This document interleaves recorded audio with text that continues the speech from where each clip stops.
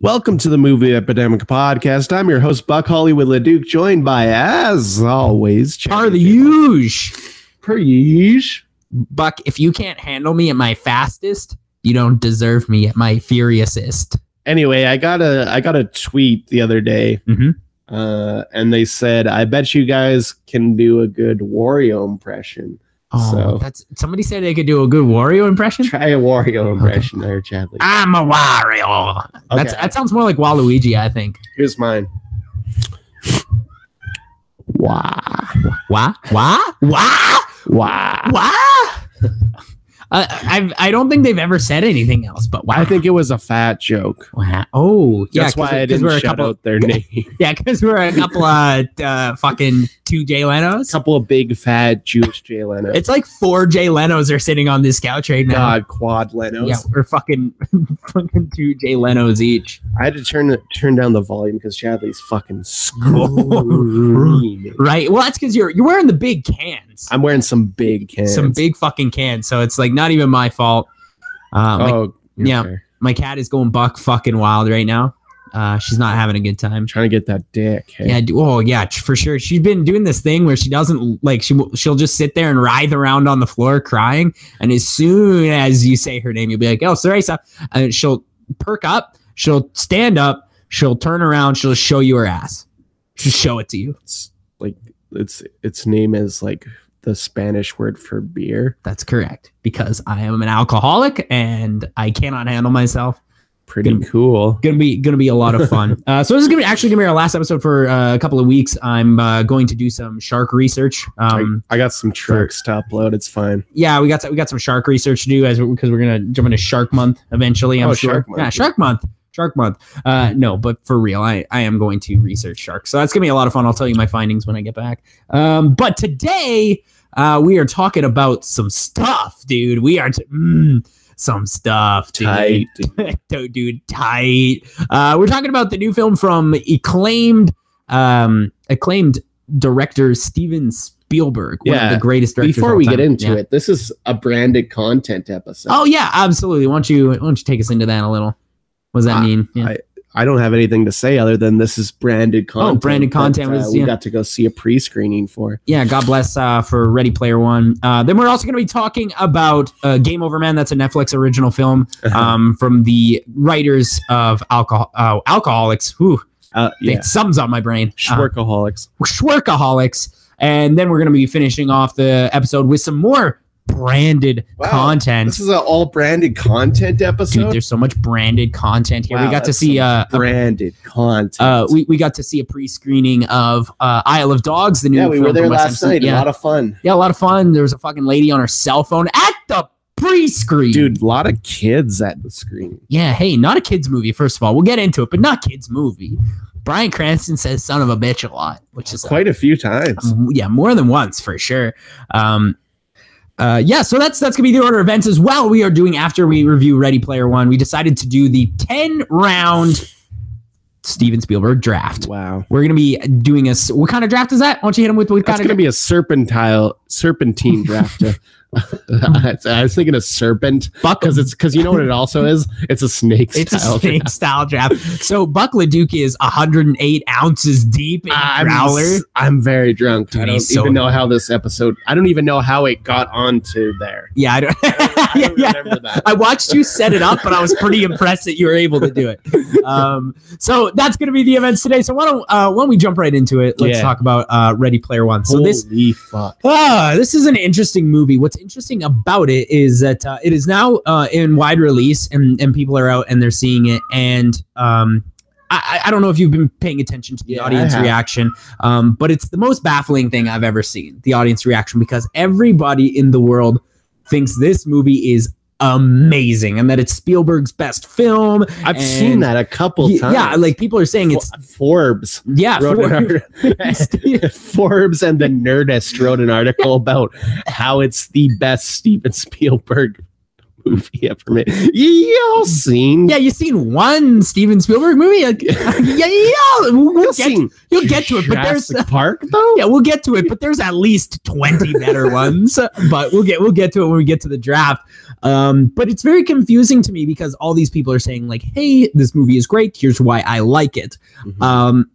I've never been so baffled because this movie is absolute hot trash. This might be on my bottom 10 of the year. It's really bad. Bad movie. It's really, really bad. And it's not even just because like my big problem with the movie, obviously, and this was sort of my concern going in as somebody who's read the book. Yeah. My concern going in is that instead of being a love letter to pop culture, which I think whether or not you like the book or not, I think you can admit that Ernest Cline seriously has a love for pop culture, even though he clearly doesn't understand it. I don't think that's the problem with the book or the movie. Oh, I think the problem with the movie is that instead of being a love letter to pop culture, it's more like a blank VHS tape you found in your basement of your parents fucking. Like that's what that is. I mean, when it comes to references and stuff, I don't think that's the problem. I don't think that's the problem, but it's certainly a problem in this movie. Hey.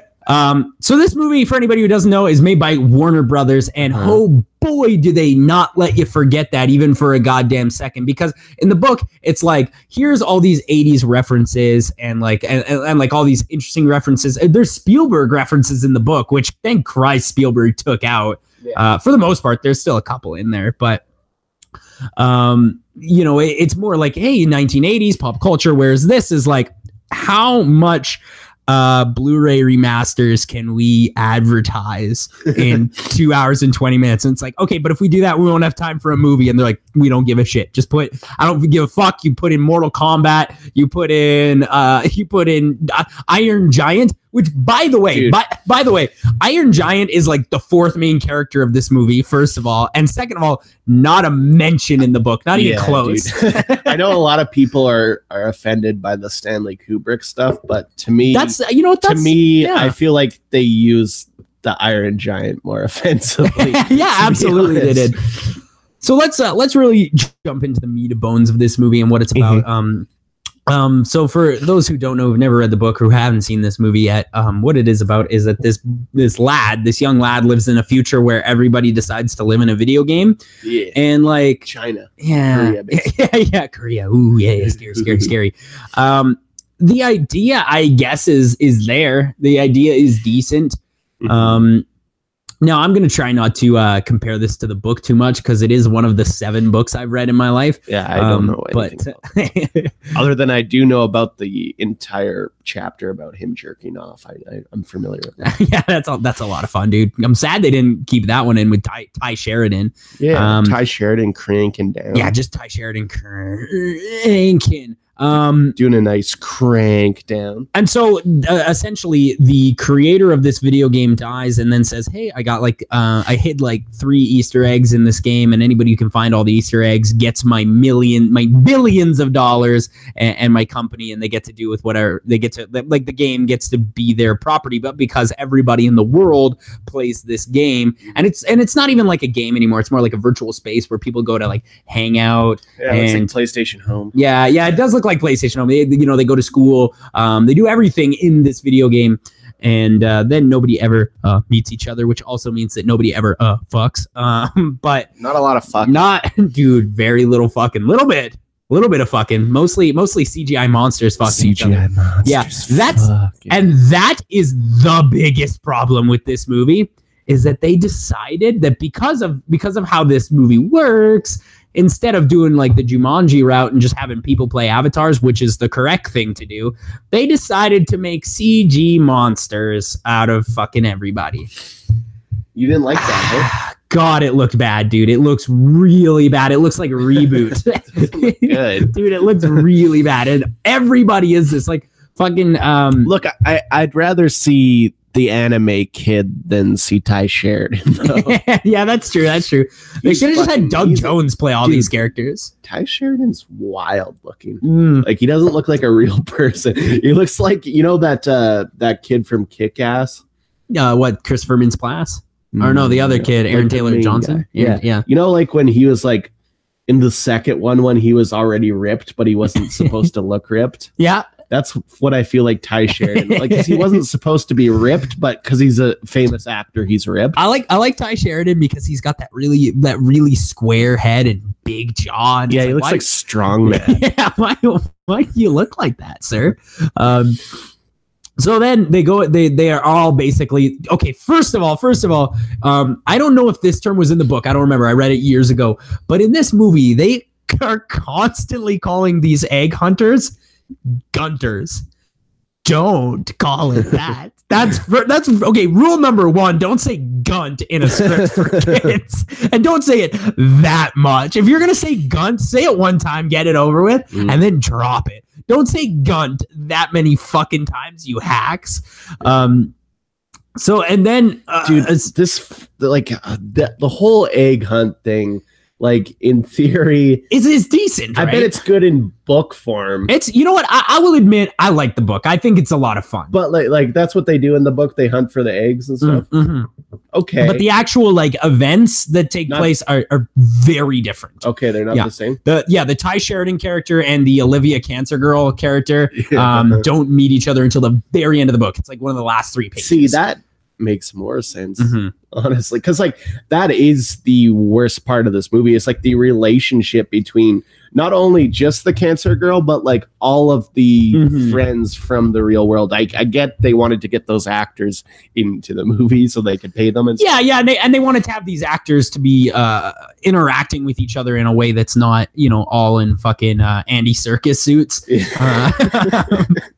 But I do think that a lot of the real life world stuff is so forced. Like, it's really bad. There's almost no character development. And then as soon as they're like, "Welcome to the revolution," it's like, okay, I'm watching Hunger Games now. I don't know what's happening. I don't want to watch Hunger Games. Is this Divergent? Yeah, this might be a fucking Divergent movie now. Like it is really on that level. This is Divergent with Overwatch characters. Yeah, but I read a really interesting quote about this movie the other day that I'm gonna tell you guys now, because now first of all, straight up, I didn't make this quote. I read this quote. I don't want to take credit for it, but somebody was like, I really hate this movie, and if it wasn't directed by Steven Spielberg, that wouldn't be a controversial opinion. And I absolutely agree, because people put on the fucking Arabian sand goggles for this bad boy and decided, oh, it's Steven Spielberg, so you know what that means, it's really good. And I feel like I don't know if that's true though, because people didn't like The Post.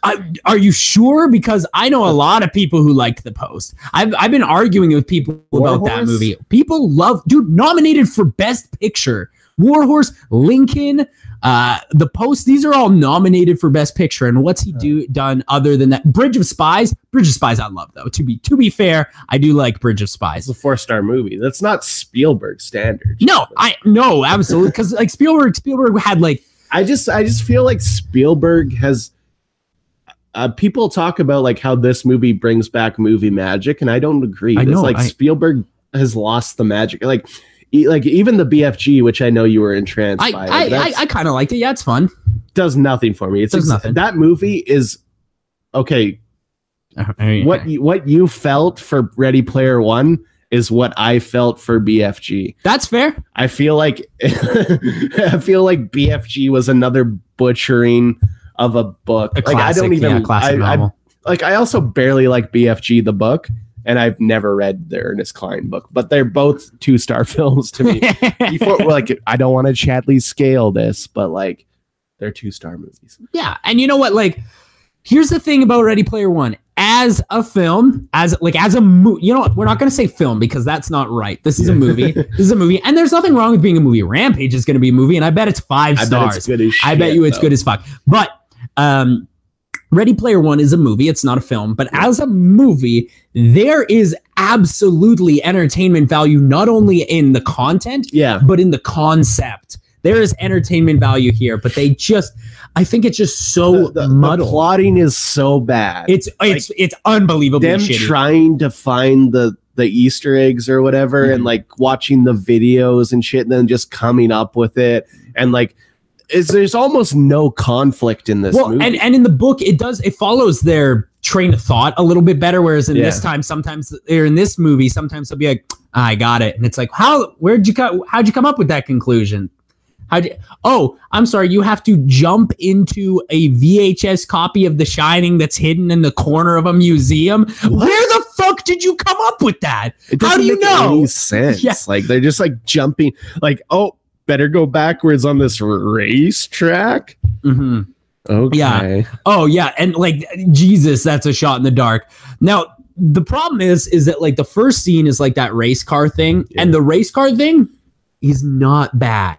Yeah, it looks good. I think the race car thing, and we'll get to it later. Looks like a Hot Wheels movie. You ever seen those Hot Wheel movies that played on Teletoon? It is like that. It's not bad, and then it's fun when like the Jurassic Park dinosaur comes out and King Kong's breaking shit, and there's fun there.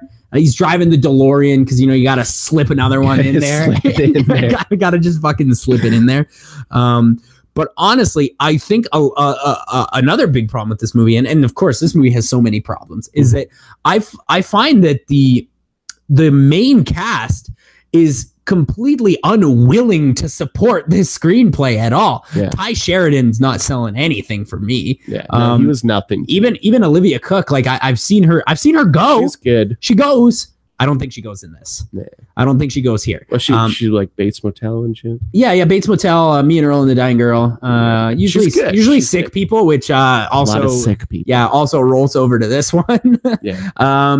Then you have I forget the name of that girl, Lana something. She's from Master of None. Yeah, she's good. Yeah, I'm a big fan of her. Like, I like her a lot, and you know what? For what it is. Now, she's in it for 8 minutes. Yeah, though. But to be fair, they do put a lot of effects on her voice to be like, this ain't a girl. But like I'm sitting there the whole time. But it's like obviously that's what this. Yeah, obviously. Like there's so many things where the plot, like they they want to be tricking you, but you're like, but I know what this is. Yeah, it's very thin, dude. Yeah, it's really so thin, and like this movie is like this is the last thing I'll say about the book, but this movie is fundamentally completely different from the book. Right. So I think that if you read the book and you're interested in seeing the movie to see how they adapted, I would say they didn't adapt it. They took the concept and rolled with it, and which is fine, which is also fine. I think that's great because the concept is probably the strongest thing about the book.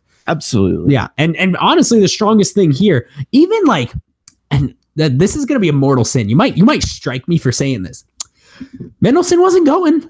He wasn't. He was not fucking going, dude. Mendelssohn's he's taking some checks these days. Yeah, he's really bad in this movie because we've seen him as one of the best actors on the planet a few times. But apparently, he only wants to act in Ryan Gosling movies that nobody will ever see. Ryan Gosling movies and weird TV shows on Netflix. Have you seen Bloodline though? I've never seen Bloodline. Dude, is that Mendelssohn? He's the best actor maybe on the planet when you watch that show. Boy, that's a spot reserved for Cranston, but I'll definitely I highly recommend Bloodline. Maybe I might check that one out. I'm almost done my fucking 9th viewing of Breaking Bad. Jump on over to Bloodline, but Mendelsohn, TJ Miller just shows up. He doesn't care. He's a rapist. He's catching checks. Yeah, he's just there. I thought it was Mantzoukas the whole film. Yeah, you thought it was Zookas. I thought it was. You walked out of that shit and you're like, that ain't Zookas? Yeah, I thought it was Zookas, dude. They have the same voice. But Rylance. Yeah, that's where I was gonna go next. Rylance is fucking awesome, dude. I love Mark Rylance so much, and he's so great. Super weird, autistic. He looks like fucking. He looks like Garth, dude, in this movie. And it does look like Garth. It works so goddamn. And who's the other guy? Oh yeah, Simon Pegg. And you know Simon Pegg goes in this too. He's really good. I like Simon Pegg in this movie because like he's doing a fakey American accent, and then he pretends that he's doing a fakey American British accent. It's like, ooh, I like the layers that this goes. That's a lot of fun. Yeah.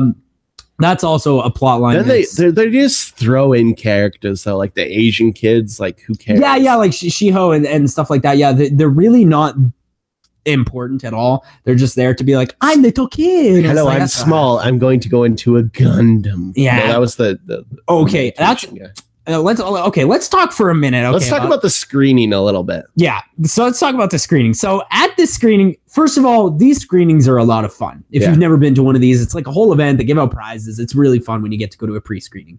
But we were sitting next to these guys, all right? And these guys walking in, okay, these dudes are clearly like, these are fucking weebs. These dudes are wearing fucking Pokemon Go hats. Pokemon Go hats. Yeah, these dudes are probably really into like deep cut MMOs and shit. Like not like World of Warcraft. No, that's too Devilman Crybaby. Yeah, Devilman Crybaby. Yeah. These are I kind of want to do a Devilman Crybaby pod though. These are a couple of dudes. Wild. These are a couple of dudes who when you see them, you're like, man, if they showed up at a Ready Player One screening, they'd be stark erect from the moment it started to the moment the day it ended. And dude, I was pretty sure these dudes were gonna have to change their pants after they left. Because at the end, I stopped watching the movie because I was just so fucking checked out because it's bad. I was so checked out, and I was really just paying attention to their reactions to dumb shit. Like as soon as that Gundam robot rolled up, they were like, ah! Ah! Ah! And then they were like, oh dude, they freaked out. There's like a part where the main character throws a Hadouken, which you missed that. Yeah, I must have been so fucking not into the movie that I didn't even see but the Hadouken, for those who don't know, it's like the fireball from Street Fighter, and he fucking throws the Hadouken. These kids are like, I don't know how the fuck they got into the pre-screening. Like these are dudes who bribed somebody to be here. Did we? Okay, so they had action.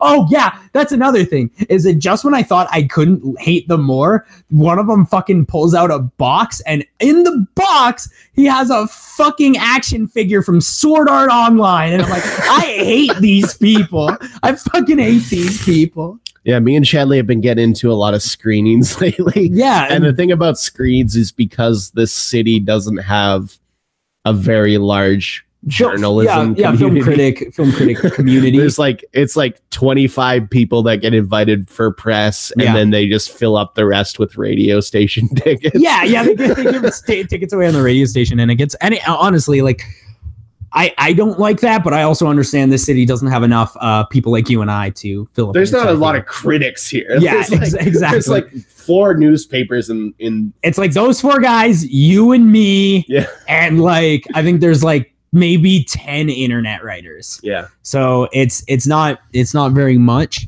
But it is. They still put on, like, I appreciate that they still at least do screenings for us. Yeah. They still even do if they fill up the house with free tickets. I get it. Yeah, absolutely, absolutely. But the screening was a lot of fun. But there is okay. So here's a true story about the screening. Oh, right. Dude, we didn't even talk about it. About the fucking guys at the beginning. Okay, so we were doing this basically the way this podcast works is that Buck Hollywood Leduc has all like most of the equipment, but we do it in my apartment because I don't know why. Because you have 70 roommates. Well, now I don't. So we're gonna move to Punch Nerd 10. Yeah, Punch Nerd X, dude, it's coming. Yeah. But the thing is that he came to my house. We did the pod. We did the last. We did the pod. We did the pod. He had $15,000 worth of equipment. It's all like recording equipment, cameras, microphones, everything. He had it in a backpack, and I was like, microphone, camera, all this stuff. Yeah, and so I was like, hey, dude, do you want to leave your backpack at my house? And he were like, nah, I don't want to have to come back. Well, because I had to go home. He had to go home. So, we get there, and as we're in line, we see them start fucking doing like security checks. They've got like the fucking gaydar scanners. The gaydar scanners, and they're looking in people's bags and poking around with a flashlight and shit. Yeah. Not allowed to touch anything. You're not allowed to touch. No, but you can open the bag. Yeah. So let me explain. Yeah. Let me explain how I got through security with $15,000 worth of recording equipment. Essentially, I had a Coke. I bought a Coke, right? And I was like stumbling around with that for like a solid like 30 seconds. You saw me. Yeah. And a lot of people behind us. People were piling up behind us. This is what I was trying to do. I was trying to make it so people were piling up, you know? And then I open it up, and my backpack has like a laptop section, and then it has like the main section, which is like all the microphones and cameras and stuff. So I open it up, and I open up the laptop, and like the old guy looks in there, and he's like, could you open up the rest of the backpack? And I'm like, yeah, hold on. And I'm like fucking fumbling around. Yeah, dude, it was amazing to watch for like a solid like 10 10 seconds. Like you don't think that's long, but count out 10 seconds of me like stumbling around. And then I just zipped it up and I'm like, thanks, boss. And walked in. And he didn't say shit. He didn't say shit. He said, enjoy the He was like, enjoy the film, boys. Oh man. But he was clearly there like on a volunteer basis. Yeah, like, dude, he was terrible at his job. Which please invite us back for more of this. It was an accident. It was an accident. We didn't do anything. I didn't know I wasn't allowed to bring $15,000 worth of recording equipment. Yeah.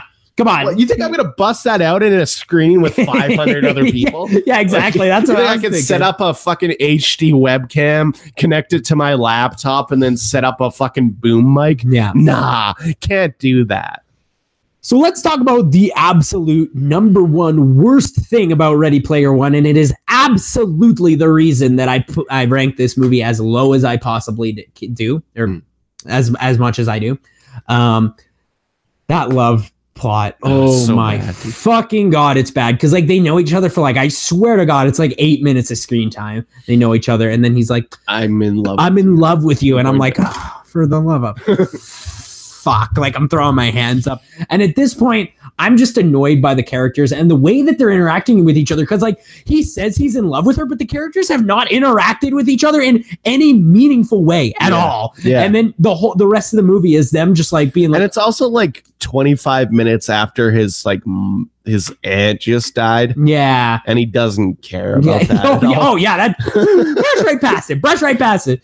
Oh, your aunt died and your home was destroyed. Don't worry about that. Just play the video game. Doesn't care about that even a little bit. Lives in a van. Yeah, lives in a fucking warehouse.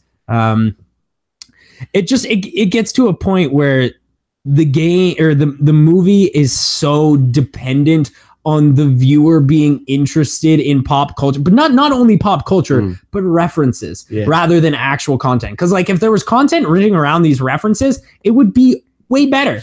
Yeah, it would be way better. But I do want to talk about the Kubrick, the Kubrick stuff a little bit, just because I actually really liked that section. You know what? As a huge Kubrick fan, because that also like how obviously the kids that attended this screening don't give a fuck about that section. Yeah, no idea. But to me, that like they were friends. He took over on AI. Yeah. They were good friends, and he meticulously remade a section of The Shining. Yeah, dude. And here's the thing: is that like for a kids movie, he remade some of the most scariest part. Yeah, and the riskiest stuff, dude. The fucking rotting titty lady is. You were talking like we shouldn't be, but we were talking during the screening, and you're like, "Where's that titty lady at?" And she rolled up, showed up, and we're like, "Oh!" I didn't in a million years expect that. That's not the part I expected. And here's the thing about this. We just needed the blowjob bunny. Oh yeah, dude, the blowjob bunny man. Yeah. Oh. Wonderful party. Wonderful party. If the whole movie had been similar to that, where it's like reference, but yes, there's content written around it, which this segment did have. Yeah. I think it would have been a lot better because as film fans, like not a lot of these references in this movie are film references, right? Mm-hmm. And because they weren't presented to me in a respectful manner, I wasn't interested in them except for the Kubrick one, which clearly there was so much respect there. Yeah. Whereas like fucking Steven Spielberg doesn't respect Brad Bird. He doesn't give a shit about the Iron Giant. Like, dude, that was like, I don't even really like Iron Giant. And I was offended by that shit when he falls into the lava. I was like, what the fuck? He doesn't respect James Cameron's T2. He'll just fucking shamelessly throw in a fucking reference to something. And like, for no reason. That was one of the ones I turned to you. I'm like, what the fuck? Yeah. That's like, here's the thing is that you and I would never walk a screening, but like, came close. Came pretty close. If it wasn't a screening, I think we would have walked. I remember like in the final battle when like the tracer runs out and then the Halo guys run out and he turned to me, you're like, what the fuck? Yeah, dude, I was mad because like it is just there. Like, okay, first of all, here's another thing that I forgot to mention. The first 30 seconds is straight up a commercial for Minecraft. Straight up actually a commercial for Minecraft. There's so much ads for stuff. And it's so obvious that like Spielberg, he must have just had like billions to spend on this movie because like it's all paid for. Everything was paid for in full. There's like, and like again, it is a constant reminder. Oh, he's gonna film a growler. It is a constant reminder that Warner Brothers is trying to sell Blu-rays of stuff because like fucking okay. First of all, Harley Quinn is a character in this movie. Harley Quinn is just in there. What? That has nothing to do with what that book is even about. Like, honestly, a lot of the shit that's in there, it has nothing to do with love letters. It's more just like WB being like, hey, just, you got, like, she might as well have come up and been like, oh, hi, howdy there, main character whose name I've already forgotten. Howdy there, main character whose name I've forgotten. Have you seen Suicide Squad, now available on Warner Brothers Blu-ray and digital? It's absolutely fucking insane. And I know that you had said earlier that the references aren't the biggest problem of this movie, but honestly, I think that they might be just because it's so overbearing. Obviously the problem is the plot, but the reason the plot is not good is because they spent way too much time reminding us like, hey, it's like, oh, okay, you know what this... Berries. Yeah, okay, first of all, yes, it's like member berries, but you know what this movie is? This movie is Chris Farley interviewing celebrities. Have you ever seen this? No. Like Chris Farley, like I think there was one where he had Paul McCartney. He's like, do you remember the Beatles? Yeah, that was so awesome. That's so awesome. Like that's what this whole movie is Steven Spielberg being like, do you guys remember the Terminator? Movie's pretty good. I almost think that can work though if there was like any sort of not like plot that wasn't just them chasing MacGuffins constantly. I think this universe is interesting. Yeah. And I think that they chose really uninteresting characters to represent it. Absolutely. And that's the characters are dog shit. The characters are horrible, except for Mark Rylance, the fucking magic wizard dude. That's kind of a banging character. Mark Rylance all around. I love his fucking Dana Carvey ass shit in this movie. Hey, here's the crazy thing. I know Mark Rylance is older than Dana Carvey, but he should play Garth in a remake, dude. Fucking have Garth in a remake. Well, there was that thing at the end where when he was in like the room, and he's like, "You're not like a projection or whatever." Yeah. Fuck. Yeah, what is he then? What's this movie about? Yeah. Because like is he alive still? There's like scenes where he's straight up having conversations with Mark Rylance. It's like no way that he programmed this many responses to such wild questions. No, he even asks him at the end. He's like, "You're not like a program or anything." He's like, "No." No. It's like, oh, the lad faked his death. Like, is that what we're going for? I don't know. Don't know. Okay, but then I want to talk about the most nonsensical thing that happens in this movie. Okay, for anybody who hasn't seen this movie yet, spoilers abroad. Mm-hmm.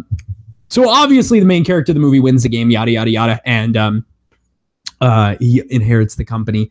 And then after he's like, then we rehired Ogden, which is the Simon Pegg character who got fired from the company, which first of all, they didn't even explore why he got fired or anything. But how did he get the butler job? Yeah, I don't know.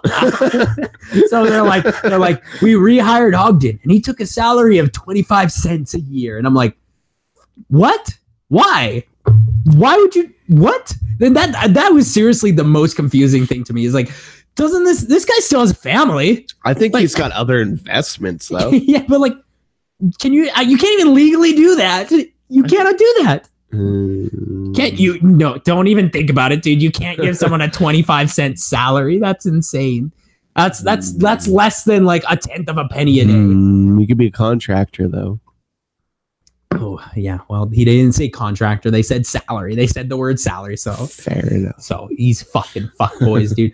I just think that there's a lot of potential with this universe, but man, they should have just reworked those characters because these characters are very much like this in the book. Yeah, they very much are. These characters are like this, lifeless, uninteresting shells for you to follow through a gambit of references. And the book is also way more about movies, which I was kind of confused that they changed because this one's more about video games than it is about movies. which is fine. I mean, it's called Ready Player One, so I get it, I guess. But like, there's like an amazing scene in the book, and I can't believe they took this out because it's really interesting.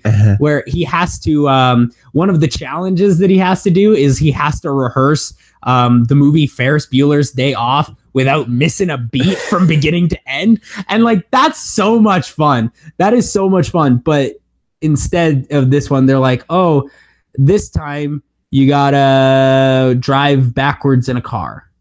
All right. Tough. Yeah, that's tough. Oh, you're not even gonna make it like a fucking Disney's Cars reference, you sneaky bitches. Yeah. Well, we've talked for literally an hour. Yeah, I can't talk about this fucking movie. What do you got on the Chatsky scale there? 1.5. It's not devoid. Yeah, I got a 2 on the Chatsky. It's fucking bad. It's bad, but it's not devoid of entertainment. The Shining stuff is fun because there is that respect. But welcome, ladies and gentlemen, to the event of the evening. This is the Steven Spielberg fantasy draft. So the way this works is that each of us get to pick one Steven Spielberg movie to put on our list, and we go up to 10, and it's a serpentine style draft, which means that one of us gets to go first, and then the second person gets 2 picks, and then 2 picks, 2 picks, 2 picks, 2 picks, all the way to the end. So how do we decide who goes first today? Rock, paper, scissors. Baby. Rock, paper, scissors. This nug. Wait, the best out of 3 or just onesie? Just one. Just a onesie. Rock, paper, scissors. Hold on. We fucked up. We both did scissors. Rock, paper, scissors. Fuck. Rock, paper, scissors. Oh, and I lost. All right. Do you want to go first or second? I will pick first. Oh, no, you cock. I know what you're going to do, you fucking fucker. My first pick in the 2018 Steven Spielberg fantasy draft will be Jurassic Park, my favorite movie of all time. Yeah, no shit. It's going to be Jurassic Park. You slimy bitches. 2 picks, though. There's a lot of good ones on the table. What will Chadley be picking? Well, obviously, I'm not a fucking full-on retard, so I'm going to take Schindler's List. That's going to be my next one. Dude, the niece, dude. Crazy thing about Schindler's List. That one I expected. This next one is what I'm interested in. Here's the thing, is that Schindler's List and Jurassic Park are Spielberg's 2 best films, undisputed. He's got a lot of 5 stars, though. Yeah, he's got a lot of 5 stars. But the crazy thing is that those 2 films were released like 4 months apart. Same year. That's fucking crazy. So my next pick now, hey, you might think I'm an insane person for picking this, but go back and watch this movie because it is so fucking good. My number 2, Artificial Intelligence. Okay. Artificial Intelligence, baby. I love this movie. Jude Law is in there. Not only did I not expect that, but I also love it because it's a ballsy move. Good Chadley 2 pick. It's the most me film maybe in existence. Other than Rampage. Yeah. Which will be a me film. So for my number 2 pick, I'm going to be taking Raiders of the Lost Ark, of course. Oh, Raiders, dude. I love Raiders. My boy. And for my number 3 pick, one of my favorite books of all time, Jaws. That was going to be my next one. You bitch. I'm just writing our names down. There's a lot of good content left on the table, though. I wouldn't be too sad. Yeah, no, I've still got some good stuff. My next pick, number 3. This is going to be one of the greatest sci-fi films of all time. This is going to be Close Encounters of the Third Kind. That's one of my favorite movies ever. I love Close Encounters. Did you ever go to the 3D remastered? Yeah, I last did. Year? Yeah, I did. Yeah. Oh, it was so it was fucking good. It was like the weekend after Terminator was in theaters, so too. Fucking good. It's awesome, dude. It's unbelievable. Close Encounters of the Third Kind. And then my next one is going to be, yet again, a movie that I think in the Spielberg gambit is fucking underrated as hell. My number 4 is going to be Catch Me If You Can. Oh, Catch Me If You Can's good. Dude, I love Catch Me If You Can. Fucking Leonardo DiCaprio. He should have concurred. Should have concurred. So for my 4th pick in the Stanley Kubrick. Ooh, that might be a gooder, though. We might have to do that. That is a draft. That's a 5-man draft. Yeah, because he's made 12 films. I'm going to go with Saving Private Ryan, the war movie. Yeah. You know what? I think I would have waited a little longer. Like, this is pretty low on my list, Saving Private Ryan, but I do think it is a great movie. Vin Diesel, dude. Early Vin. Young buck Vin Diesel. All right. And what's your next one? Tintin. Dude, you're taking Adventures of Tintin already? Yeah. You might have busted your nut on Tintin already. No. Are you just trying to make sure that I don't take fucking Tintin? I don't want you to have Tintin on your list. Tintin's underrated. Why didn't that win Best Animated, dude? That's insane. It's one of my favorite animated movies of all time. Okay, so now looking at this, I got to think about the most strategic way to do this so you don't take some of the good shit. Okay, well, you know what? I think it's time for one of my favorite films of all time. Maybe the greatest action adventure film that Steven Spielberg made. No, that's not a sci-fi. That's not a no Jurassic Park, obviously. But you taking Mutt Williams in Mutt. I am gonna take The Last Crusade. Good. Indiana Jones 3, The Last Crusade. The only other good one. Yeah, with fucking dude, Sean Connery. Christ, he's good. Christ, he's good in that movie. Man, you know who I love though? You know who I love so much? Yeah, Tom Cruise. You know what that means, right? No, number 6. No. I'm taking War of the Worlds, baby.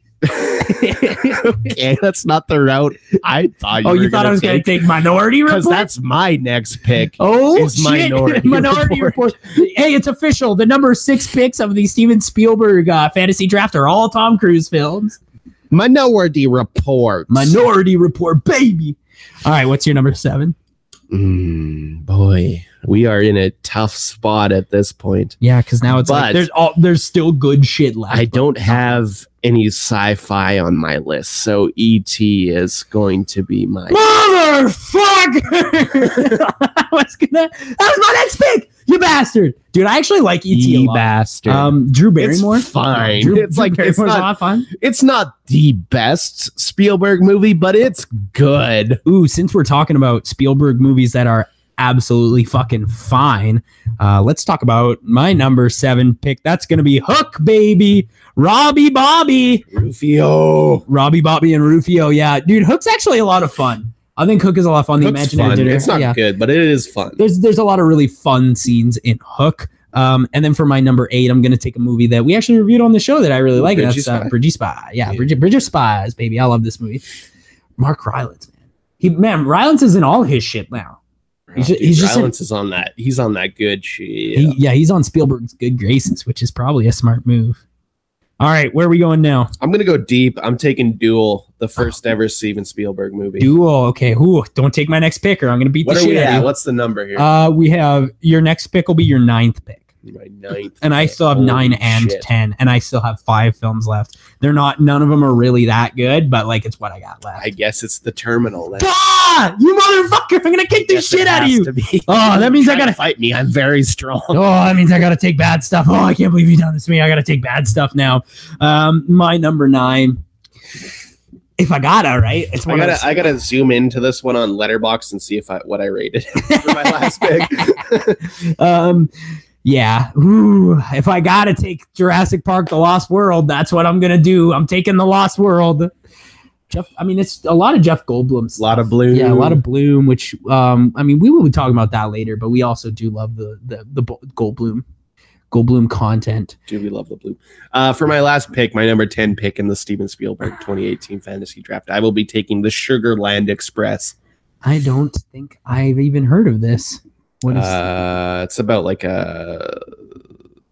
from what I recall, it's about like an abduction of a child. Oh, that sounds scary. And I think there's like drug folks involved. Hey, fucking Steven Spielberg, let's see you make a found footage horror film. Hell yeah. Wow, let's see what that's all about. What do we got next, Chadley? All right, so my number 10, the last film to be on the movie Epidemic Steven Spielberg fantasy draft this year. I guess I'm taking BFG. I guess I'm taking BFG. Nothing. It was this or Temple of Doom, and I'm not taking Temple of Doom. Nobody took Temple. Hey, wow. Nobody took Mutt Williams. Nobody took Mutt Williams. But of course, as we wind this down, I will announce that when we come back on our next episode, we are going to be starting the Indiana Jones franchise. Yeah. We're going to be, because like we saw Ready Player One. We saw Ready Player One. We recently saw the post and we're like, man, there's just so many shitty Spielberg movies recently. We got to watch some good shit. and some other not good shit. Some bad shit. Some bad shit, some good shit. So we're going to watch all the Indiana Jones movies, starting, of course, with Raiders of the Lost Ark. Stay tuned for more of that. But let's talk Netflix. Yeah, dude. Hey, Netflix. What? I'm pretty sure I won this. What? No. I don't know, dude. I got AI right off the top, dude. Jurassic's Raiders, Jaws, Saving Private Ryan, Tintin, Midnight Orient Report, E.T. 2, E.T. at 7. Go fuck yourself. I won. Hold on, but I got like Schindler's List, Artificial Intelligence, Close Encounters, Catch. Okay, yeah, you won. That, like after the first 3, that's where they're not good.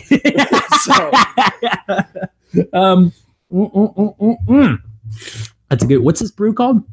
This is the Ruby from Trolley 5 Brewing. Yeah, God bless you, Trolley 5 Brewing. And this Ruby, grapefruit. Very you good. like the grapefruit, hey? You're not really a fruit beer, man. Yeah, I'm not really a fruit beer, but this one's all right. This one's grapefruit's gonna be the fruit of summer.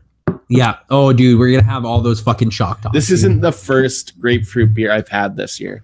Ooh, which means to me there are a lot more to come. Yeah, and it will certainly not be the last. It's winter still. Oh boy. So let's talk about Netflix. So I mean, Netflix is I don't understand their business model anymore. They're just like I get it. Their business model is like, let's just make anybody make movies. But this, like, their business model is like the fucking what's that fucking, they make like the Sharknado films. What's that called? Sci-fi? Yeah, no, it's not sci-fi. Oh, Asylum? Yeah, it's like Asylum now. Like their idea is like, let's pump out as many films as we can for as little money as we can and build up a repertoire. But if your repertoire is filled with nothing but bad movies, people aren't going to go there to watch movies.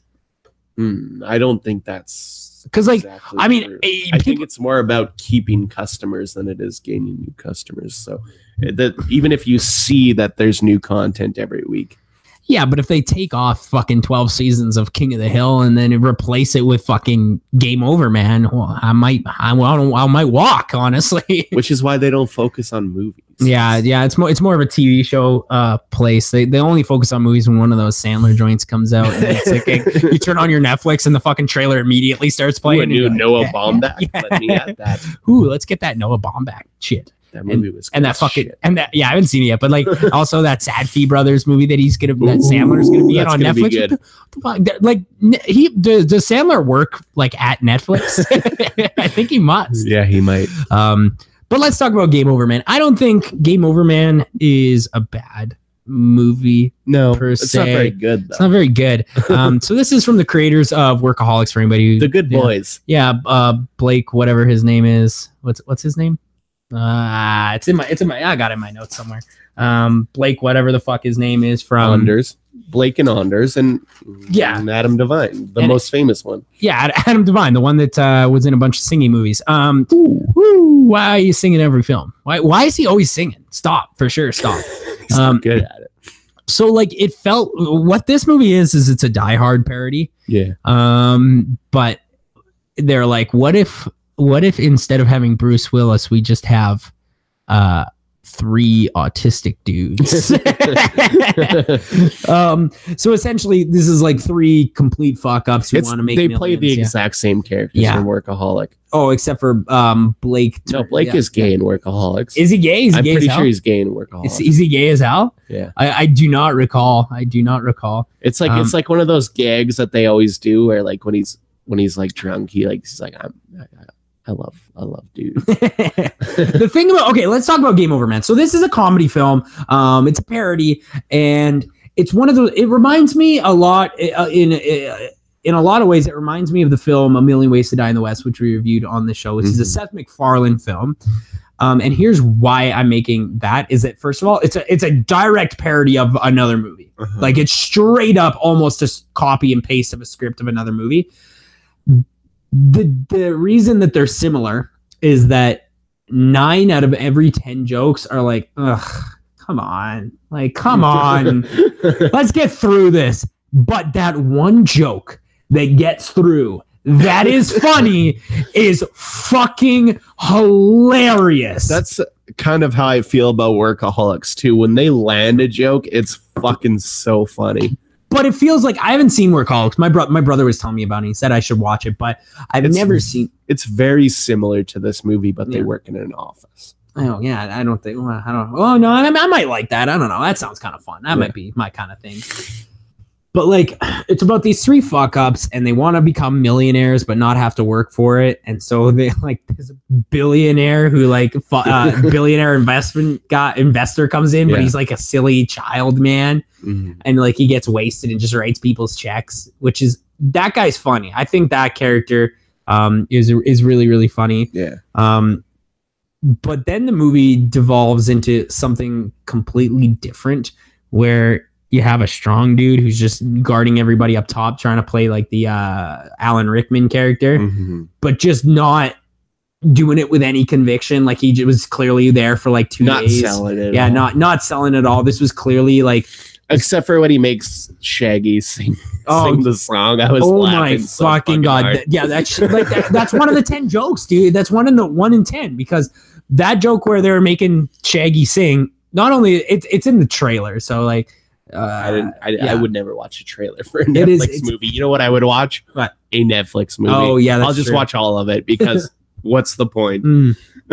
You start watching the trailer, and like 30 seconds in, you're like, wow, well, obviously just put it on. Just put it on. It's fine. Yeah, I'm gonna fucking. I'm literally doing nothing else right now. I'm gonna watch this, but I'm gonna keep Twitch on my other fucking. Yeah, I got monitor. Twitch on this screen. I got porn on this screen. So. Yeah, Japanese wrestling gets the monitor behind you. Ooh, yeah, I do. Yeah. I do keep a Japanese wrestling monitor.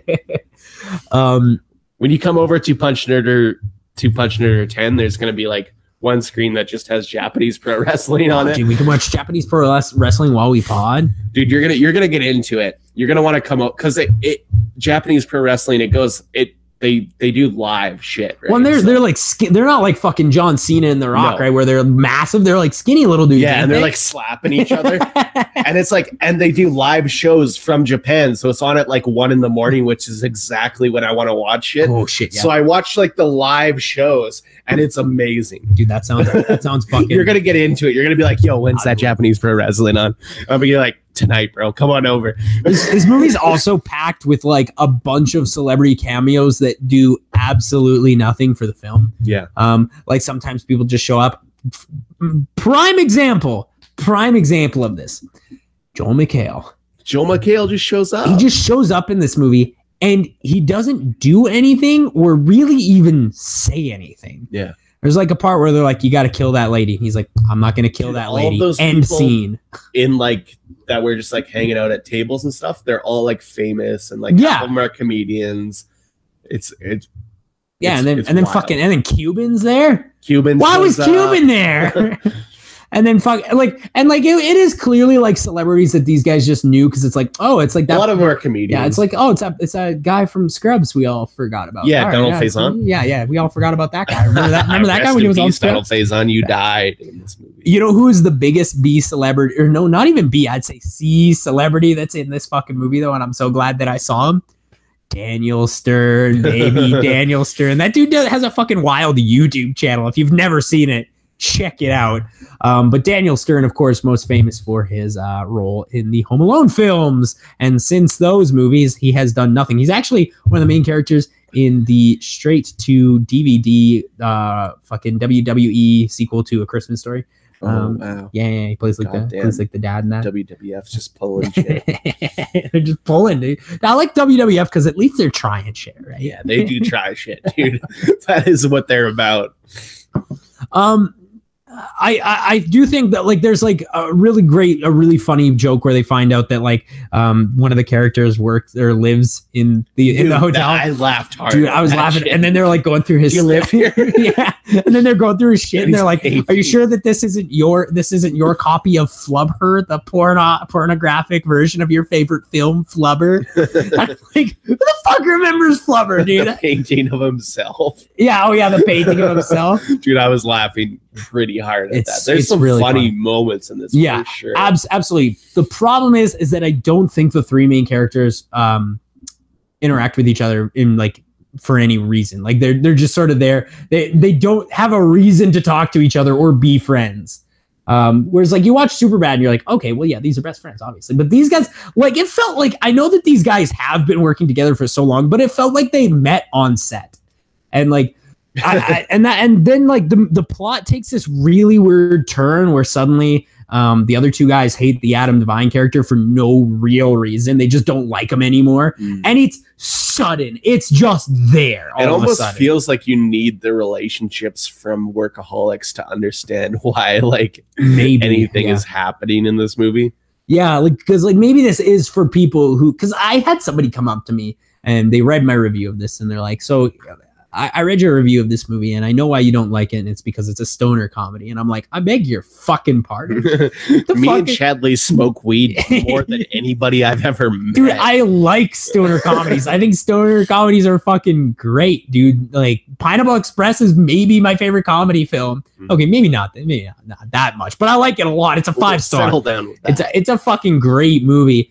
The reason I didn't like this movie is because it's not written very well. That is the reason I didn't like it. I would never dislike a movie because of its genre. I think that's fucking preposterous. There's good found footage horror films. We watch every single movie. Yeah, we've seen most of the films that are in existence. We just don't watch. You just don't watch fucking straight to YouTube Harry Potter fanfic. But I will not watch that. Yeah, you know what? I'm at a point where I think we're moving past it. It came, it went. Nobody talked about it. I'm glad. All right. God bless. And I do feel like there could have been something here as well. Like I said, with like with them not liking the Adam Devine character, it's like that suddenly like that. But like there is the scene where they find out that the Blake character is gay, and like it's like that. He goes from being a normal character to being like, no, you didn't, girlfriend. And it's like, and then he like beats the shit out of that like assassin chick. Yeah, but he like beats the shit out of her. There's a lot of stuff where like they can just use guns and stuff, and it's like, okay, I'll let it slide because it's a comedy, but also like, how the fuck can they use guns and kill all these assassins? Oh yeah, and then they build. Skin Tendo is a good joke. Skin Tendo's a funny joke. And then they kill a dog, and I'm never on board for that. You're not on board. I'm never on board for when movies kill dogs. We'll talk about that a little later. But boy. I don't know. I think this movie is fine. I just wish that Netflix was. I wish Netflix was interested in putting out like good movies, because like last year, let's think about last year. Okay, we got Okja. That's a great Netflix movie. What else was good that came out on Netflix last year? Can you think of anything? Like film wise? Mudbound. Mudbound, which I haven't seen. But like then you think back, like XOXO and like whatever that one is about with Bella Thorne in it, and like there's just like some not The Babysitter. No, it's not even that one, because I actually kind of like The Babysitter, but it's another one with Bella Thorne that's very bad. There was 2 Bella Thorne. Dude, she fucking works in Netflix. Fuck. There's some new Bella Thorne movie with Patrick Schwarzenegger in it that I kind of want to see. Is it a Netflix movie? No, it's in theaters. It's called Midnight Sun. It's another one of them Fault in Their Stars movies. I don't care. I'll make you watch it when it is not, because like I had somebody message me to there and they're like, have you seen Love, Simon yet? And I was like, why the fuck would I see a drama in theaters? That's so insane. Dude, we don't watch those in theaters. You don't watch those in theaters. You wait for that shit to come. If somebody didn't give us free tickets to a drama, we don't see them in theaters. Exactly. But yeah, it's just Annihilation anywhere outside of North America is a Netflix movie. Yeah, that's true. Annihilation is a Netflix movie outside of North America. That's actually 100% true. Which is great, because that movie is a fucking banger, dude. Every time we've gone to the theater in the past like week, we've like thought about dipping into it. Yeah, we've almost dipped it. Dude, I was just gonna like walk in the other day. They're like, sir, aren't you here for the pre-screening? Wouldn't you rather see that? And you're like, I gotta see this for a 4th time. Annihilation. I want to see the bear. Yeah, I gotta be like, excuse me, sir, have you seen the bear? Have you seen the bear? You're like, yeah, I've seen it 3 times, but I still don't know if I get it. So I got to dip in real quick. Get it. I need to get this is Kubrick shit. I need to go check it out. Hey, is Alex Garland the new Coob? Dude, he might be, though. I think Villeneuve is more likely the next Coob. I think Villeneuve's more likely to be like the next, like Scott, like Ridley Scott. Yeah, that might be it. Yeah, I mean, other than the obvious. You think Garland's the new Coob? Because there's going to be a new Coob. Dude, there's got to be. We're going into an era where there's going to be a new Coob. And I think it could be Garland. But the thing with Garland is that he is only delving with the fantasy, whereas the Cube was like also made 2 movies. Yeah, he's made three if you count Dread. yeah, and they're all 3. And they're all 5 stars. They're all 5 stars, but they are all sci-fis. 4 if you count Sunshine. I do not count Sunshine. That's a Danny Boyle film. Oh, dude, but do you think Danny Boyle would really make a sci-fi film? That's the question. Yeah, I don't know. That's what I thought. I think that's a James Bond 27. Oh, dude, I can't believe he's making fucking 26, 25. I think 25.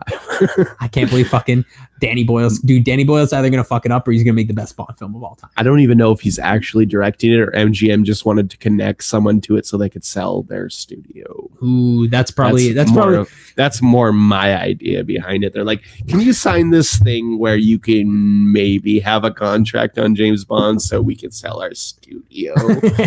And he's like, but do I got to make the movie? And they're like, Barbara Broccoli is like, can you sign this so that we can sell James Bond, our only property? Like, who you selling it to? And it's like Disney, duh. Disney or Sony, probably. Duh. Maybe Universal if they're feeling horny. Dude, I think Universal, I would be fine. WB, I would not be okay. We're like 8 hours into this podcast. We need to continue, Chadley. Yeah, well, I've got a 6-hour flight, so I'm trying to make this last as long as possible so I can listen to the pod on the flight. You son of a biscuit. My son of a biscuit. So Game Over, man. Like if you're fucking shrooming and it's a perfect shroom movie. If you're a shrooming and you just want to watch some Workaholics and like for some reason if you like I think if you like Workaholics, this is an extension of that. It's even directed by Kyle, the guy that created Workaholics. So. Yeah. It's 3 stars. I think it's 3 stars. It's like 2 stars. It's like, it's not good, but it's like there's a couple jokes that land. It's sometimes it lands. Ooh, hey, Adam Devine, your dick's small. Dick out. It's bigger than mine, but it is still, that doesn't mean that it's big. It's still very small. It's thick, but not long. You know who I'm a big fan of? Who's that? Wes Anderson. So we went to another pre-screen. 2 screening, branded content. Let them know. Isle of Dogs. Last night. This was last night. Last night we went to this. We had a great time. We had a fucking awesome time. I think we were the only people in the theater having as much fun as we were. This is like, because I've seen the last 2 Wes Anderson movies in theater. Moonrise and I didn't see Moonrise, but I did see Grand Budapest. Grand Budapest and in theater. I did go early in the screening, so there was quite a few people there. Not as much as this, because this was a pre-screening. Yeah, it was a pre-screening.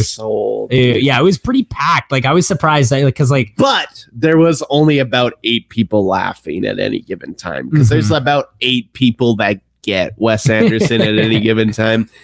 And this is true for any screening of Wes Anderson, even Budapest, which is like his most mainstream movie, really. This fucking faggot. Yeah. But like there's like only ever like, I would say, a third of the theater laughing at it. A third of the theater want it to end immediately. They don't want to be there. And then the rest just bring their kids because they think like the wackiness is like a child's thing. And they see that it's animated and that it's about dogs. Specifically, but I felt the same way about Grand Budapest because it looks like crazy and wacky. It looks like a family movie. But then Adrian Brody comes out and says, "This fucking faggot." It's faggot. Yo, it's tough, dude. It's really tough. I think that Isle of Dogs obviously is more aimed towards it's an family. Adult movie. Yeah, it's made for adults, but it is like they show a full kidney transplant in this movie. But I think if you could take your kids to a Wes Anderson movie, it would either be this or obviously Fantastic Mr. Fox. Fantastic Mr. Fox more so because it has more of a steady plot and adventure. And Fantastic Mr. Fox is very dry. Like this movie, it's very dry, deadpan humor. Dude, I might do a rewatch on that bastard tonight. Fantastic is awesome. Dude, I love Fantastic Mr. Fox. That's also a 5-star film, by the way, because Wes isn't interested in anything less. If you're watching that, I might stay. I'll watch. Do you fucking want to watch Fantastic Mr. Fox? Let's watch. Let's fucking watch Fantastic Mr. Fox. So this movie is, if you like Fantastic Mr. Fox, guess what? You will love Isle of Dogs. I think that I'm about to make a bold statement. Okay, I think Isle of Dogs is better. No, but also they're both 5 stars, so who gives a shit? I think Isle of Dogs is a little bit better. I think it's a little bit. I think Fantastic Mr. Fox is funnier, and that's and that's the big difference. Whereas Isle of Dogs, I think, has a much better script structure. The script is tight, dude. It's a really tight Anderson movie. Yeah, dude, and it's like almost exactly 90 minutes. Yeah. I would like to say that it is 4 acts. It's stop motion. Yeah, it's stop motion, but like sometimes it isn't. Yeah. Which is like I was trying to explain this, like the animation, like on the TV and stuff. Yeah. I was very interested in what was happening. Dude, there. It looks beautiful. It's one of the best looking movies I've ever seen, for sure. We get, when we go to these pre-screenings, these press screenings and stuff, we only get 2 tickets, right? So I don't have to take my girlfriend ever. So I have to come home and explain these movies to my girlfriend. And sitting here right here and trying to explain this movie to my girlfriend, because like here's what I'm gonna try and explain to the camera right now and to the audience, and this is gonna make no fucking sense because it doesn't, but you have to have seen the movie for it to make sense. 40% of this movie is in straight up Japanese. This is in Japanese. And it's not subtitled. And the movie makes... And it's also perfect. It makes perfect sense. It's like I wasn't lost for a second. Because all through context. I love the way Wes Anderson made this movie.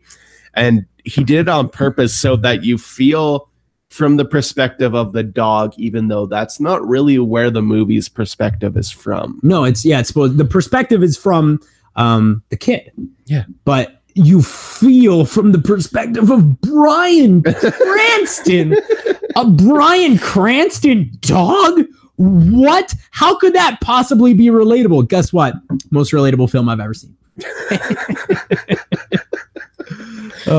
I do want to touch a little bit on the cast because it's insane. Dude. It's insane. Of course, main character, as mentioned previously, played by my favorite actor of all time, Bryan Cranston. Ed Norton, Edward Norton, Jeff Goldblum, who is so funny in this movie. Oh, he's so he plays like this rumor dog, and he's like, hey, did you hear about this rumor? And they're like, where the fuck do you hear this shit?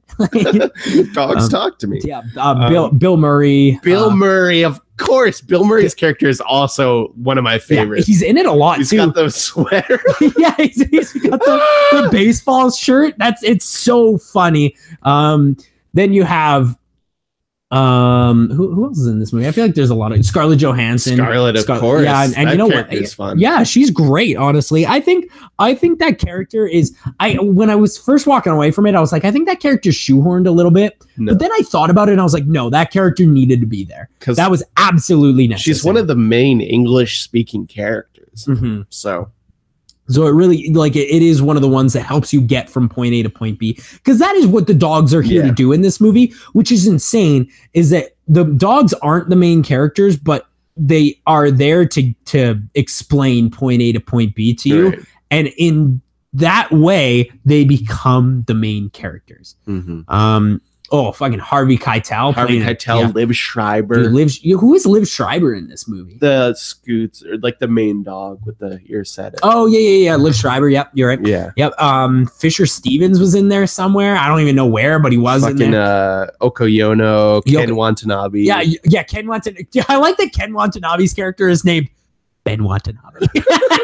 Because like that's a West thing. That's a West joke. And nobody else in the theater probably got that except for me and you. And then Yoko Ono's character was named Yoko Ono.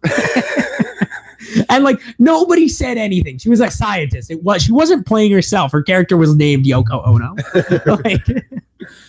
And it's just it is really silly. But like the movie has like these 3 simultaneous plots going on. And even though the movie does feel like an A to B journey, which is great, by the way, there is like these side plots that sort of go back and forth in time. Like there's a lot of flashbacks. Dude, flashback end. Yeah, flashback. So Wes Anderson. Yeah, it is like it'll take you 10 seconds. If you don't know this is a Wes movie, it'll take you 10 seconds to figure it out. Like you'll start watching Stylistically, it's Japanese but also so Wes. I can't like Wes took Japanese style and he made it his own, and I've never seen that before. Somebody take a style from another country. It's like fucking like Seventh Samurai. Like it looks like a fucking Kurosawa film. Yeah, and It plays like one too. Yeah, you know what? Kind of. Yeah, the only difference is tight 90. It's 90. Not 5 hours. Like a Kurosawa made a lot of 90s, dude. Did he? Yeah. Yojimbo in 90? Yojimbo's 90. Yeah. Yojimbo's in a tight 90? Yojimbo and Senjuro. Oh, I've never seen Senjuro. Tight 90. But this movie is a tight 90, which I loved because it gave me, like, I had time to do shit last night. Yeah, me too. I had time to write my entire senior project. Oh, fuck yeah. Yeah, and just taking you through like all of those actors, like it really just goes to show like each of them shows up. But here's the problem, or not the problem, but here's the thing about this movie is that it's not like, unlike most animated movies where they just shove you full of like John C. Reilly and Sarah Silverman, it's not really about that. Yeah, because it's not about that it's Bill Murray. It's more about the actual character, and you like it could be anybody else but Bill Murray and it would be the exact same emotions. Yeah. And I don't know, Wes Anderson gets it. You know, like sometimes I think Wes Anderson gets it in a way that other people don't, because a lot of people look at what other people do and they take inspiration from that, whereas I feel like Wes Anderson takes inspiration from himself, which is a ballsy move and I love it. Yeah. His movies are similar, but they're all very different too. Yeah, and you know, you and I said like this is this is a must see film. Like it also like it's so like he perfected whimsy. Yeah, like it's like a sense of like there is a full 3-dimensional plot in this movie, but it's tied around with a little ribbon. Like, it's movie magic that I didn't get from Ready Player One. It's movie magic that Wes Anderson is inventing a new type of movie magic. Like, and that's and it's like, I know it's like a white film student to have Wes Anderson as one of your favorite directors, but Tarantino. Like Wes Anderson's legitimately making unique pieces of art. These are pieces of art. I completely agree, and I felt that. You know, I honestly, if I'm being honest here, I don't know if I felt that way about Moonrise Kingdom. Moonrise Kingdom might be his weakest movie. Yeah, like I don't know if I felt that way about Moonrise. I definitely feel that way about Grand Budapest though. Yeah. And what was that came before Moonrise? Is that also, was it just Fantastic Mr. Fox? It was before that? Fantastic Mr. Fox. I felt that way about Fantastic Mr. Fox and Grand Budapest, and this movie absolutely. Like this is a very strong. I mean, you can do a rewatch on Moonrise and be like, yeah, I get why this is Wes. But. Yeah, it's certainly Wes. Like Owen Wilson's there. Yeah, obviously.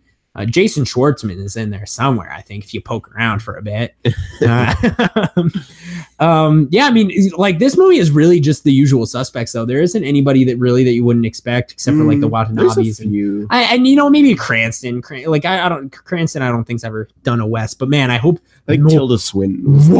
Whoa! Can we get Cranston in a live action Wes? I want to see Cranston wearing a fucking weird pink tux. Can you get that? Me in some weird Wes shit. Yeah, can we get Bryan Cranston? I think he might. I think out of all the people that were new to Wes, Cranston seems like the most likely to become a usual suspect. Yeah, she's your suspect. Yeah, usual suspect. Yeah, Scarlett Johansson did her due. She'll never return. No, but I mean, Wes is friends with the Coppolas and shit, like Sofia Coppola and stuff. So yeah, like, Wes has a lot of connections. Yeah.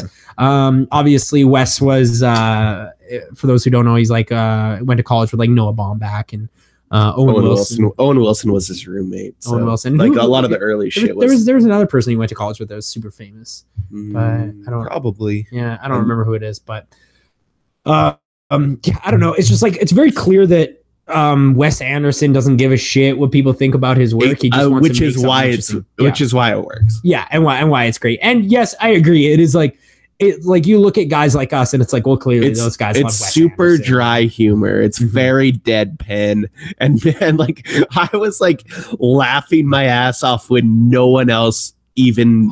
Well, because like I don't think there's any other director who could have like sometimes actors, the dogs will just like look into camera, and I thought it was hilarious, dude. Like that the Oracle dog, whenever it was looking at shit, I was just laughing my ass off, and like no one else seemed to give a shit. Yeah, well, and like obviously like this one, I work closely with animals, and this one actually like it hits home to me because it is. a very interesting subject to the idea of no longer being able to have your pet with you. And that's, I do think that it's enduring. That's not the word. Endearing. That's the word I'm looking for. It's endearing that there is a tale about all of the dogs being taken away from everybody and one lone child hijacking a plane to go and look for his dog. And honestly, I honestly think this movie is important. I think this is Wes's year for the best animated, because if fucking Wreck-It Ralph wins or some shit, I'm gonna lose my goddamn mind. Cars 4 or whatever Pixar's got cooked up over there. Yeah, this is just it really is like, it's a masterpiece. It's masterful. You can because like Wes Anderson, it's so weird because you watch his movies and you're like, this dude's got cinematography down, and then you watch this and you're like, how does he also have animation down? That's fucking crazy. Because like Steven Spielberg made Tintin, but that movie doesn't look different from your average animated movie. Yeah. He's like, can we just copy and paste the code from fucking Frozen? I think when it comes down to it, Wes Anderson gives a shit about the products he makes. Yeah, absolutely. Wes Anderson gives a shit about. He's trying to get that perfect 5-star resume. Yeah, and you know what? If Bottle Rocket doesn't quite make the mark, but the rest. The rest, dude. We might have to do a five ski Wes. We're eventually gonna need to review Wes because he's one of the best filmmakers of our generation. Yeah, absolutely. And like you were saying earlier, you look at us and you're like, these dudes clearly love Wes Anderson, but there is a reason that dudes like us who have studied film like Wes Anderson, because he's the only person, well, not the only person, but one of the only people in Hollywood who takes this seriously, as an art form, rather than just like, well, here's a fucking Ty Sheridan in Overwatch. Give me some money. Give me money, please. Money now, please. Yes. Yeah. Steven Spielberg's sitting on his fucking hands and knees, dude, begging WB for money. And they're just they're feeding it to him through a fucking hose, dude. Hell yeah. Yeah. This is a 5-star film. Perfect 5-star. Of course, Wes Anderson's going to deliver the first 5-star. Of course, this is a 5-star. I mean, if you don't count Alex Garland's beautiful contribution to 2018. It does hit wide release tomorrow, which is April the 6th. So if it's in a theater near you, I would definitely recommend it. Check it out. No one's going to be there. So and of course, you can fuck in the back. Yeah, you can fuck in the back. It doesn't matter. You could vape in there. I bet nobody would fucking care. And then of course, Ready Player One is now playing in cinema. So I wouldn't, but you can. I mean, you can. We don't recommend it though. Yeah, we're not gonna say don't do it, but we're also not gonna say do it. Well, this was a 2-hour podcast. Thanks, Charlie, for the memories. Thanks for the memories. Hey, no problem, man. I'm a big fan of the. Follow me on Twitter at LessCool, pod. Bill and Ted 3 is coming, dude. It's coming. Dude, back. we're seeing it. Dude, we're gonna fucking see it. Super Troopers 2. Super Troopers 2. Dude, Super Troopers 2 is gonna be good. Looks kind of funny. Yeah, you know what? It does. Yeah, I'm in. I'm in for Super Troopers 2.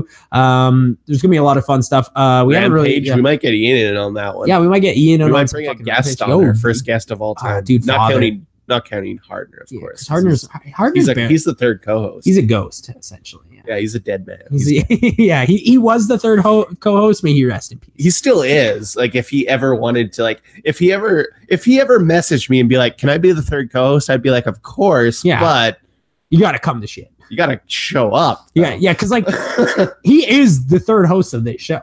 Technically the first host of the show. Oh yeah, you're right. He invented this show. Yeah, that's right. He came up with the name. Oh, whoops! Did we gang this? No, of course not. He's fine with it. Oh, okay. He's a professor. Because like he looks like fucking Andre the Giant now. I wouldn't want to piss him off. He beat the shit out of him. Very strong man. Very strong. Very thick bones. Super thick. Yeah. God bless. Rest in peace, Hardner. God bless Father Ian, who might come on to talk about Rampart. That'd be fun though, right? Yeah, dude. I love Ian. Ian's a fucking awesome. I don't know if he'd have anything to say. He's such a nice man. Yeah. You see, I can't imagine him like talking shit like we talk. Yeah, it's like man, we're a couple of shit talkers. We're like, man, it was really great, but that fucking CG good crocodile. He's like, I thought it looked pretty good. I thought it looked good. I thought it looked good. They did their best. So God bless. You can follow me on Twitter at Chadley the Movie. Next week when we come back, we're gonna be talking about Raiders of the Lost Ark and 2 other films which are yet to be disclosed, but we'll figure it out.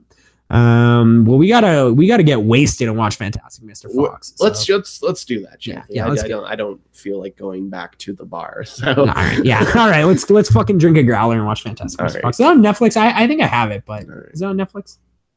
Do.